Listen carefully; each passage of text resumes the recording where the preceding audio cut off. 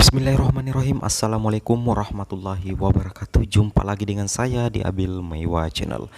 Jadi teman-teman, channel ini merupakan channel pendidikan tempat kita berbagi tentang aplikasi pendidikan Microsoft Office serta tips dan triks komputer. Jadi di pagi hari yang cerah ini teman-teman, saya ingin berbagi atau admin ingin berbagi sebuah video informasi lagi yang sangat penting tentunya untuk teman-teman guru honorer yang ada di seluruh Indonesia. Jadi di video kali ini teman-teman, judul video saya adalah 8 data individu guru honorer yang harus valid karena terkoneksi di server tunjangan Kemendikbud. Jadi perlu teman-teman sekalian pahami atau teman-teman guru honorer pahami bahwa tunjangan yang teman-teman guru honorer terima, entah itu adalah tunjangan khusus, tunjangan fungsional, tunjangan profesi guru, BSU, sebenarnya itu terkoneksi di server tunjangan atau aplikasi server Dapodik Kemendikbud. Jadi secara otomatis teman-teman bisa menerima tunjangan itu karena ada data yang terekam di server tunjangan Kemendikbud. Nah, atau di info GTK. Nah, di sini teman-teman harus pahami 8 data yang menentukan apakah teman-teman layak mendapatkan sebuah tunjangan atau tidak. Nah, 8 data itu adalah merupakan 8 data individu teman-teman guru honor sendiri yang teman-teman harus pastikan kevalidannya sendiri. Oke, kita langsung ke 8 data individu tersebut teman-teman. Jadi kita review satu persatu data individu guru honorer yang harus valid karena itu terkoneksi di server tunjangan Kemendikbud.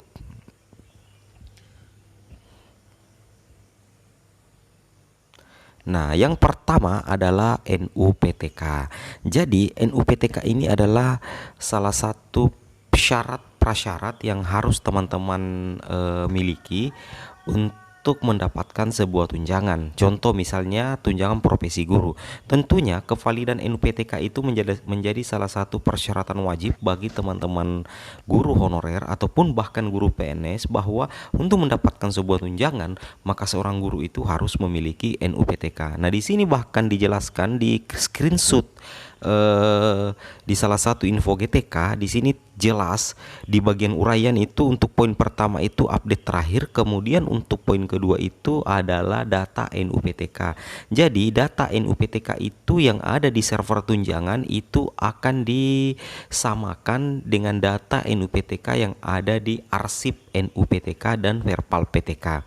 Jadi posisi NUPTK ini bahkan berada di poin kedua. Jadi sangat penting buat teman-teman guru honorer memahami tentang NUPTK. Begitu pentingnya dikatakan NUPTK.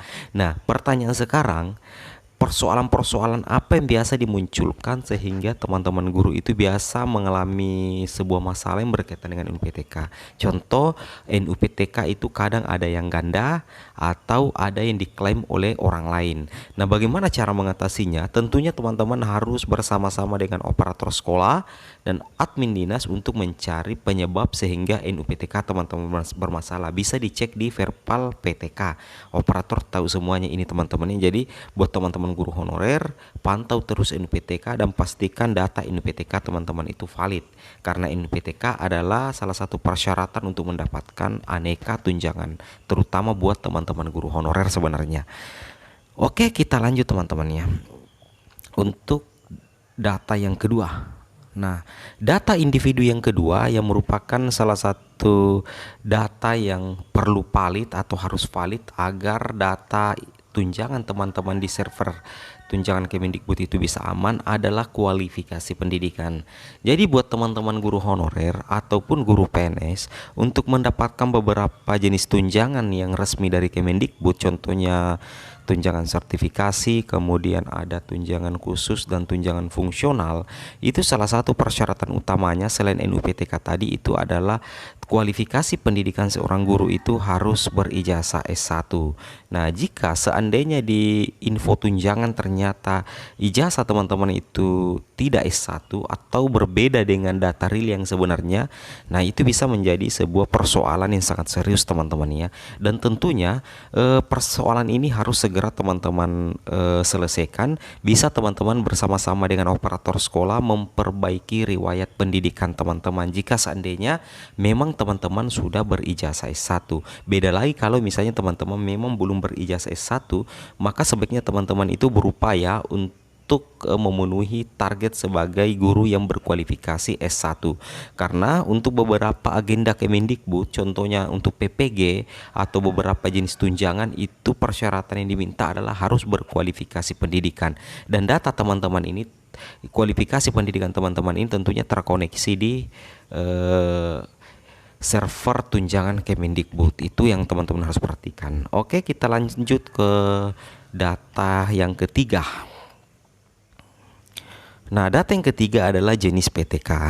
Nah, perlu teman-teman pahami bahwa jenis PTK ini adalah semacam identitas pekerjaan teman-teman sebagai seorang guru. Jika teman-teman adalah guru olahraga, maka di server tunjangan itu jenis PTK teman-teman itu terbaca guru mata pelajaran. Jika seandainya teman-teman berijazah penjas atau berijazah PJOK atau berijazah S1 olahraga. Nah, jika teman-teman adalah berijazah PGSD guru kelas, maka jenis PTK teman-teman di server info tunjangan adalah guru kelas. Nah, beda lagi kalau terjadi kesalahan. Misalnya di Dapodik jenis PTK teman-teman adalah mapel, padahal sebenarnya teman-teman mengajar di kelas 3 SD. Maka itu adalah sebuah permasalahan yang sangat serius dan tentunya sangat mempengaruhi tunjangan teman-teman. Karena jenis PTK ini, kevalidan jenis PTK teman-teman apakah guru kelas atau guru mapel itu sangat berdampak pada tunjangan yang kedepannya teman-teman bisa terima. Seperti itu teman-teman ya. Jadi harus betul-betul diperhatikan yang namanya jenis PTK di Dapodik dan di server tunjangan. Seperti itu. Oke, kita lanjut ke data berikutnya ya. Kalau tidak salah data 4 atau data 5 ya. Oke. Nah, ini yang paling penting dan tentunya sangat menentukan juga adalah data berikutnya adalah jumlah jam mengajar. Nah, jadi di server tunjangan itu sudah muncul total jam mengajar teman-teman sebagai salah satu persyaratan untuk dibayarkan beberapa jenis tunjangan. Contohnya tunjangan sertifikasi, tunjangan fungsional ataupun tunjangan khusus. Itu persyaratan utamanya itu teman-teman harus memiliki jam mengajar linear dan tugas tambahan itu minimal 24 jam. Nah, di sini jelas, terutama tunjangan profesi guru itu, meskipun teman-teman sebenarnya sudah memiliki jumlah jam mengajar 24 jam tetapi tidak linear, itu tidak diakui untuk pembayaran tunjangan profesi guru, teman-teman. Makanya di sini di screenshot yang saya ambil tertulis total jam mengajar linear. Total jam mengajar linear 24 jam, dan kalau misalnya ada tugas tambahan seperti kepala perpustakaan, pembina pramuka dan lain-lain, itu bisa dimasukkan juga di dalam teman-teman ya, seperti itu. Jadi jumlah jam mengajar itu sangat menentukan atau merupakan salah satu data yang harus valid di info tunjangan teman-teman guru, terutama guru-guru honorer dan guru PNS. Oke, kita lanjut teman-teman di data berikutnya. Nah, data berikutnya di sini adalah status kepegawaian. Nah, ini yang masih jadi polemik sekarang. Masih banyak teman-teman guru honorer yang status kepegawaiannya tidak seperti yang saya tampilkan di sini. Status kepegawaian itu ada beberapa jenis teman-teman ya. Ada honor sekolah, ada honor daerah tingkat 1 dan ada honor daerah tingkat 2, ada GTT, ada guru tetap yayasan ya. Seperti itu teman-teman ya, dan lain-lain sebagainya. Jadi perlu teman-teman pahami bahwa status kepegawaian itu sudah jelas terpampang juga di info tunjangan. Contohnya bagi teman-teman guru yang akan mengikuti PPG. Bagi teman-teman guru yang mengikuti PPG, salah satu persyaratannya adalah teman-teman harus memiliki sebenarnya SK Bupati ya untuk atau SK yang diselenggarakan oleh pemerintah daerah. Bisa SK Gubernur, SK tetap yayasan, dan SK Bupati atau SK Wali Kota. Dan status kepegawaian teman-teman di info tunjangan itu harus sudah terupdate menjadi honor daerah tingkat 2. Beda lagi jika misalnya ada daerah yang belum bisa mengeluarkan SK Bupati atau SK Wali Kota atau SK Gubernur, mungkin ada kebijakan-kebijakan tertentu dari daerah tersebut. Kita juga tidak tahu seperti itu teman-teman. Namun persyaratan itu, salah satu persyaratan yang dibutuhkan adalah status kepegawaian itu minimal itu harus honor daerah ya teman-teman ya. Jadi status kepegawaian terbaik sebenarnya honor daerah, karena honor daerah itu berarti kita sudah mendapatkan semacam SK ya, SK dari kepala daerah seperti itu. Namun tidak semua daerah mengeluarkan SK kepala daerah. Saya juga tidak tahu kira-kira apa penyebabnya seperti itu teman-teman ya. Nah, oke. status kepegawaian itu sudah terupdate juga di info tunjangan. Seperti itu teman-teman ya. Oke, kita lanjut ke informasi berikutnya.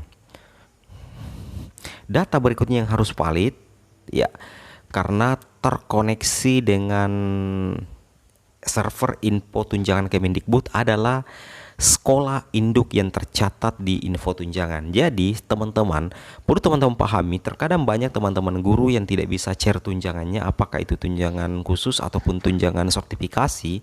Itu penyebabnya karena double sekolah induk. Nah, atau yang terbaca di server tunjangan itu atau info tunjangan itu atau info guru itu yang terbaca itu adalah dua sekolah induk. Nah, di sini saya sempat screenshot sekolah induk, status validasi valid. Nah, jika tidak valid maka kemungkinan jika dua sekolah induk maka status validasinya kemungkinan besar tidak valid teman-teman, karena jumlahnya itu mungkin dua sekolah induk atau lebih dari satu sekolah induk.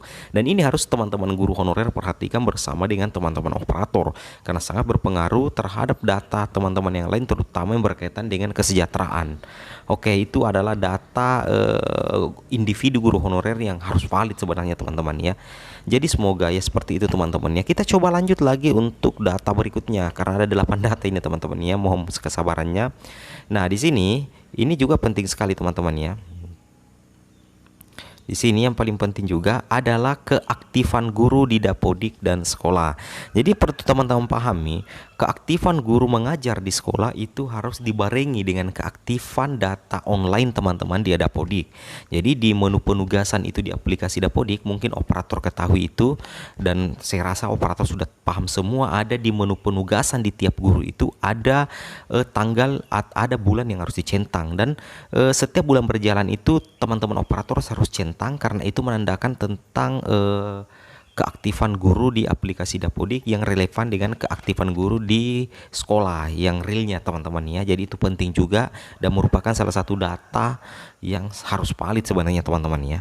Oke, kita lanjut lagi di data yang terakhir mungkin teman-teman ya. Nah, di sini adalah data yang ke-8 yang harus valid untuk teman-teman guru honorer, karena ini menyangkut tentang kesejahteraan, adalah TMT SK pengangkatan.